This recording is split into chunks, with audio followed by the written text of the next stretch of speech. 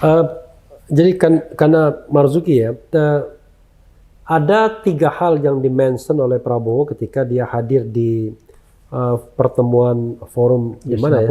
Di Qatar atau di mana ya? Yang Qatar ya. Di Qatar, dan di interview 3 hal: memberantas korupsi, kemudian menghilangkan kemiskinan, dan meningkatkan kesejahteraan. Bukan meningkatkan, Bang, dibilang mensejahterakan rakyat. Ya. Jadi menghapuskan kemiskinan, mensejahterakan rakyat. Saya tidak tahu sejauh mana bayangan dia, karena kan pasti yang namanya memberantas korupsi, sekarang skor kita 3-4. Itu skor yang rendah. Paling skor hasil dari SBY 10 tahun yang lalu ternyata sekarang balik lagi 3-4. Setelah sebelumnya berhasil jadi 40. Dan itu masih terkategori korup. Kemudian soal kemiskinan, banyak angkanya lah. Ada tergantung versinya kan. Ada versi Bank Dunia, ada versi BPS dan lain sebagainya. Kemudian kesejahteraan, itu lebih relatif lagi. Tapi saya membayangkan adalah kesejahteraan itu adalah orang Indonesia tidak takut besok bisa makan atau tidak, baik diri maupun keluarganya. Kan itu peran negara yang paling ultimate, itu adalah memastikan setiap perut orang Indonesia makan dan tidak ada kekhawatiran terhadap masa depannya kan.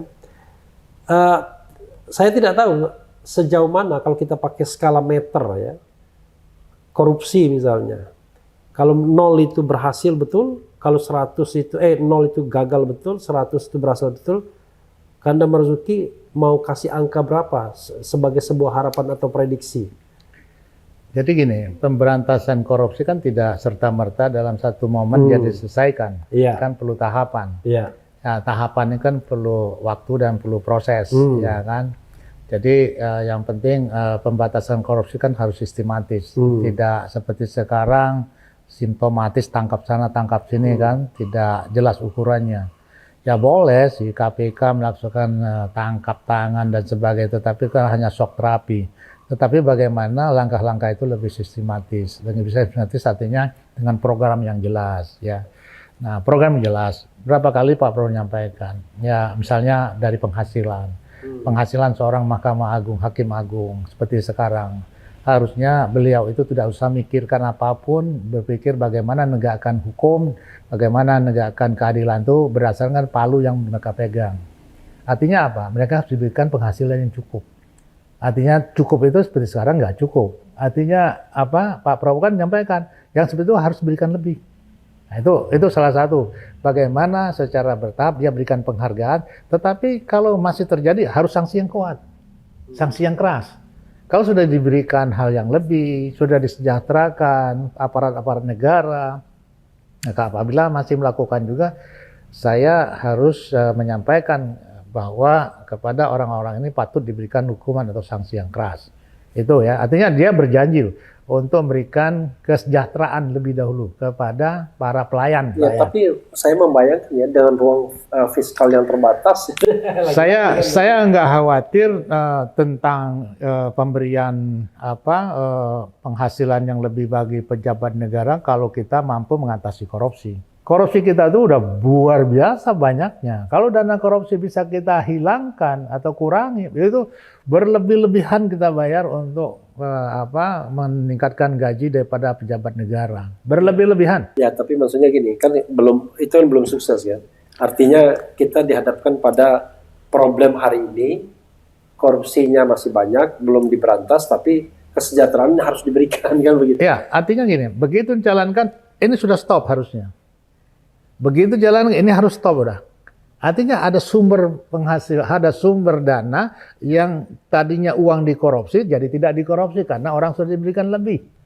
Nah, itu kan itu cara berpikirnya kan. Artinya kalau untuk ini harusnya dia secara otomatis. Sebenarnya kalau hakim itu sumber korupsinya bukan dari dana negara. Nah, sebentar. Ya, tetapi pihak ketiga kan dari bawah juga ujungnya kan, para koruptor juga yang bayar mereka. Nah, artinya apa? Kepada pejabat-pejabat daerah seperti gubernur ya, bagaimana nanti diatur, ditata sistem pemilu yang lebih baik, pemilu kada yang lebih baik, tidak high cost, bagaimana mereka juga diberikan penghasilan yang cukup.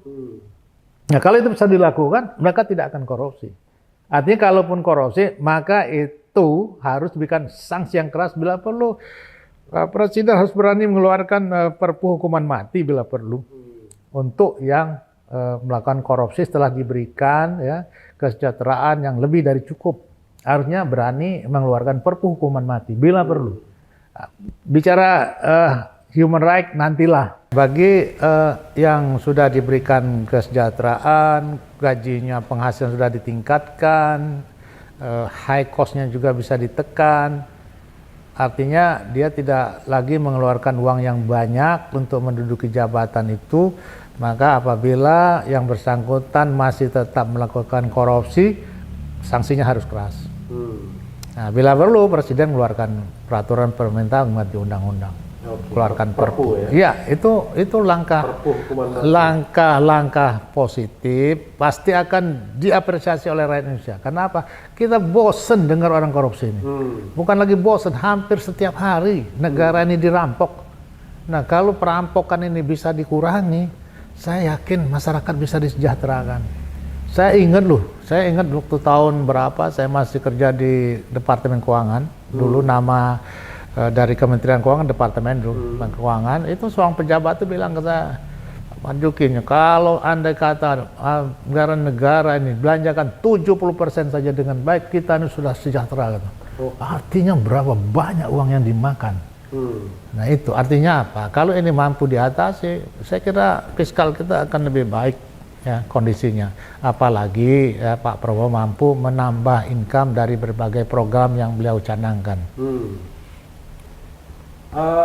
Opportunity dan threat tadi yang jadi peluang itu ada karena kita pasar besar, potensi sumber daya kita besar ya, market besar yang luar negeri juga perlu Indonesia dan sebab itu kan opportunity bagi Indonesia. Kenapa? Ya kalau dibanding Singapura, Indonesia jauh lebih daripada Singapura sepanjang kita mampu ya artinya berhubungan langsung dengan negara-negara yang di luar, tidak harus melalui Malaysia, tidak melalui Singapura, perdagangan kita direct, tidak harus melalui Singapura, yang selama ini cenderung itu program apapun sering tidak berjalan. Kita tahu bagaimana dulu Batam akan jadikan pusat pertumbuhan untuk ekspor impor dan sebagainya, tetapi kemudian layu. Kenapa? Karena kita nggak tahu ya, begitu mau nyaingi Singapura, lalu begitu dijalankan, begitu dia selesai. Sama yang waktu zaman Pak SBY, Kuala Tanjung di Sumatera Utara itu dulu rencana juga untuk menyaingi pelabuhan yang di Singapura dan Malaysia, kemudian dibangunnya tidak sesuai dengan yang besar di sana itu menjadi tidak bermanfaat. Coba kalau itu dibangun sesuai dengan rencana untuk menyaingi Malaysia dan Singapura, perdagangan akan tumbuh dan akan meningkatkan pendapatan kita, itu akan menjadi hal yang luar biasa. Jadi cost ekspor impor kita tidak menjadi mahal karena harus lewat Singapura. Nah, itu yang harusnya komitmen kita jalankan, jangan sampai seperti yang lalu kita sudah rencanakan kemudian layu sebelum berkembang. Itu yang sebenarnya bisa kita manfaatkan dan itu opportunity bagi pemerintahan kita ini kalau itu komitmen ya untuk terus membangun independensi kita tegakkan, tidak tergantung dengan negara-negara lain, maka kita akan bisa lebih baik daripada yang sekarang ini. Threat ancamannya? Ya ancaman tadi saya sampaikan, ancaman itu ya dari Amerika juga bisa boikot, Cina juga bisa boikot, kalau kita mengatasi mereka dan sebagainya itu ancaman. Nah, bagaimana kita bermain di antara dua itu? Kita menjadi sahabat Cina, kita menjadi sahabat Amerika. Dua negara itu penting bagi Indonesia, karena apa? Karena kita perlu ya, kita masih perlu untuk menyalurkan produk-produk kita ke Cina, ke Amerika yang juga bukan pasar yang cukup besar bagi Indonesia. Saya membayangkan ya, time frame waktu yang diberikan itu kan 5 tahun. Sementara yang diurusi adalah negara yang begitu besar, bukan sekelas Singapura yang hanya sebesar Jakarta lebih sedikit penduduknya. Dan Prabowo walaupun sudah punya pengalaman dan lain sebagainya, tapi ada isu kesehatan, ya, ada isu mengenai birokrasi yang dari dulu tidak pernah bisa jalan seiring dengan siapapun yang memerintah. Pokoknya yang memerintah maunya A, birokrasi bisnis as usual, sehingga menjadi tidak gampang. Apalagi dia nanti menghadapi partai-partai yang katakanlah nggak mau tahu, yang paling penting duit dan lain sebagainya. Itu gimana ya membayangkannya Anda? Iya, membangun negara itu tidak dalam waktu singkat. Yang penting progresnya ke depan. Dan itu harus dilanjutkan. Makanya suksesi kepemimpinan itu tidak harus menyetop program yang sedang berjalan. Saya ingin menyampaikan kepada siapapun yang akan jadi presiden di masa yang akan datang, apa yang baik itu lanjutkan. Apa yang tidak baik, kurang sempurna itu disempurnakan, tidak baik diperbaiki. Itulah kesuksesi kepemimpinan. Jangan program-program yang bagus karena bukannya program saya itu dihentikan, ganti program baru yang kadang-kadang belum tentu juga sesuai dengan apa yang telah direncanakan. Kadang-kadang itu namanya saya berubah, tapi karena namanya berubah, akhirnya caranya pun berbeda. Akhirnya dia tidak mencapai tujuan. Nah, itu yang paling penting, bahwa pembangunan itu harus berkelanjutan. Tidak ada istilahnya perubahan, revolusi, nggak ada. Harus artinya secara bertahap reformasi. Artinya yang baik teruskan, yang tidak baik diperbaiki, yang kurang sempurna disempurnakan. Itulah keniscayaan membangun satu negara. Nah, tetapi kita harus lihat juga, memang janji Pak Prabowo cukup banyak dengan hambatan yang mungkin banyak. Nah, ini perlu kerja keras pasti. Kalau kesehatan, saya yakin beliau sehat ya, karena hasil tes kesehatan beliau segar bugar, dan itu beberapa saksi mata menyatakan bahwa ya, Pak Prabowo itu selalu setiap malam, hampir setiap hari beliau berenang. Itu artinya secara fisik beliau kuat, hanya mungkin kemarin hambatan itu hanya masalah kaki. Kemarin kakinya sudah dioperasi, saya yakin sakit di kaki itu bisa mempengaruhi seluruh aspek seluruh variabel yang ada di tubuh kita. Kalau kakinya sehat, saya kira itu akan membuat badannya menjadi sehat. Saya kira dengan operasi kemarin beliau akan mampu menjalankan pemerintahannya dengan baik 5 tahun yang akan datang. Saya yakin. Mungkin 10 tahun pun beliau masih mampu. Karena beliau mantan tentara, pasti tahu cara menjaga kesehatan. Ya, tentu ada hambatan karena kecelakaan, dan itu sudah direhab beberapa waktu yang lalu. Kita dengar beliau di rumah sakit. Dan yang seperti yang sampaikan tadi, beberapa hambatan lainnya, ya ini yang harus beliau selesaikan. Harus duduk bersama dengan partai-partai politik. Bahwa negara ini harus kita perbaiki, kita harus punya komitmen kebangsaan. Jangan lagi kita mikir tentang partai kita saja, tapi kita harus pikir tentang masa depan bangsa ini. Ajaklah bicara partai-partai itu. Ajak berkomitmen, korupsi supaya dihindarkan, korupsi partai politik. Nah, bagaimana Pak Prabowo nanti buat aturan bahwa partai politiknya harus dibiayai oleh negara. Nah, itu satu langkah maju kalau partai politik nanti dibiayai negara, sehingga partai politik tidak cawe-cawe lagi untuk mencari dana dengan berbagai alasan. Ya, berbagai alasan itu tentu ada unsur pribadi di sana. Jadi lebih banyak memperkaya dirinya daripada untuk kepentingan partainya, kadang-kadang itu juga terjadi. Nah, kalau dibangun komitmen bersama bahwa partai politik itu akan dibiayai negara, kita stop ya, dengan kejadian-kejadian kemarin partai masih melakukan tindakan-tindakan korupsi dan sebagainya, maka saya yakin semuanya pasti akan berkomitmen. Saya yakin. Nah, kalau semua partai sudah bersatu, maka negeri ini akan baik. Ya, memang harapan itu ya. Ya, harapannya Pak Prabowo kumpulkan partai-partai, ayo kita sama-sama membangun bangsa ini. Kita stop korupsi. Tidak ada lagi korupsi partai politik. Nanti kita buat aturan supaya partai didanai oleh negara. Wah, itu cakep. Ya. Mudah-mudahan lah ya. Walaupun saya menganggap bahwa memang tidak gampang pastinya kan. Apalagi karena yang mau di-share dalam kondisi seperti ini. Karena kalau saya bertemu dengan orang yang pesimistis, termasuk diri saya sendiri, saya mengatakan, gak mungkin nanti besok kita akan bertemu lagi dan kita ngomong seperti ini lagi. Tapi kan hidup kan tidak boleh berhenti kan, harus moving forward. Makanya saya tidak mau bicara lagi soal pemilu kemarin, tapi bicara bagaimana prospek pemerintahan Prabowo. Ya, kalau saya optimis ya. Optimis karena perjuangan Pak Prabowo untuk jadi presiden itu gak gampang. Dan banyak beliau sudah sampaikan janji-janji kepada masyarakat, sehingga rakyat memilihnya. Dan yang jelas beliau sudah selesai dengan dirinya. Itu yang pertama. Yang kedua, anaknya sendiri cuma satu dan itu juga sangat mandiri. Jadi tidak akan cawe-cawe ikut ngurus-ngurusi proyek. Saya yakin itu.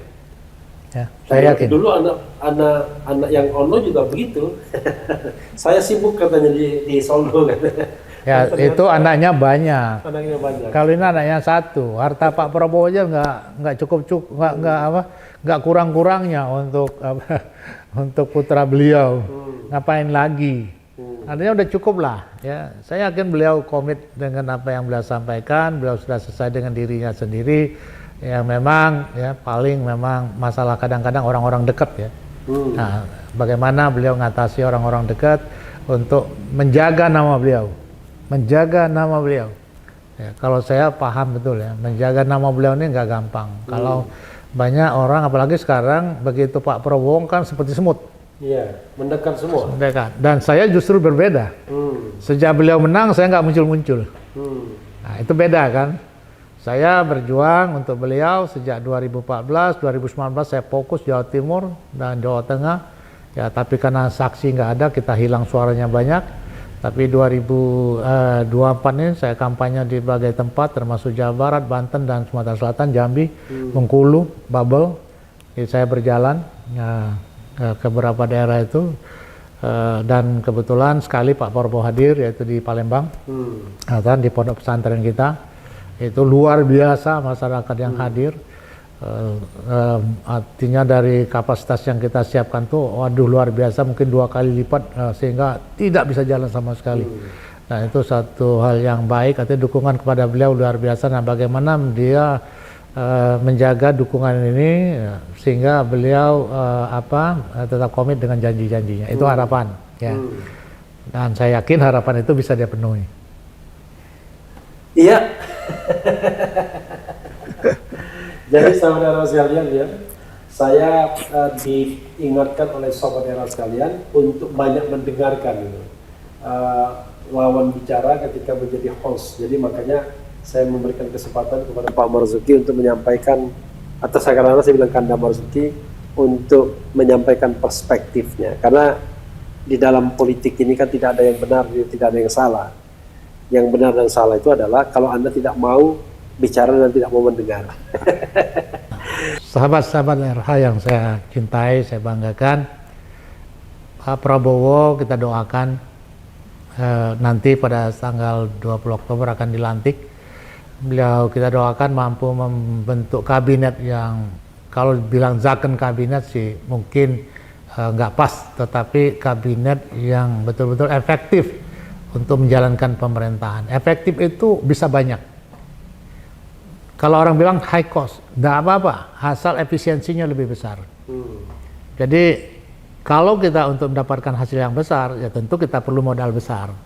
Jangan kita takut mengeluarkan modal besar karena pemerintahan ini misalnya harus membentuk menteri yang banyak, mengeluarkan biaya yang banyak. Tetapi dengan menteri yang banyak, kalau hasilnya lebih baik, lebih besar, maka itu bukan merupakan persoalan. Jadi modal besar kita harapkan dapatkan hasil yang besar. Kita percayakan saja kepada beliau dan kita tunggu bagaimana hasilnya nanti dalam tahun pertama, kedua, ketiga kita pantau bersama. Apakah beliau mampu mewujudkan janji-janjinya? Kalau bagi kami yang cukup lama mendukung beliau, kita yakin beliau mampu mewujudkan itu. Tapi kepada masyarakat luas saya mengharapkan kita tidak perlu untuk mencurigai terlebih dahulu atau kita pesimis. Kita harus optimis bersama. Kita punya mimpi bersama, mimpi Indonesia yang lebih baik, lebih sejahtera, lebih pintar. Ya. Jelas ya kalau sekolahan kita itu nanti lebih diberikan kesempatan kepada anak-anak kita untuk menempuh pendidikan yang lebih tinggi, pasti anak-anak kita akan lebih pintar, lebih sehat karena pelayanan kesehatan lebih baik, dengan gizi yang lebih baik, maka Indonesia akan menjadi lebih baik dan insya Allah tahun 2045 Indonesia emas itu akan tercapai. Terima kasih.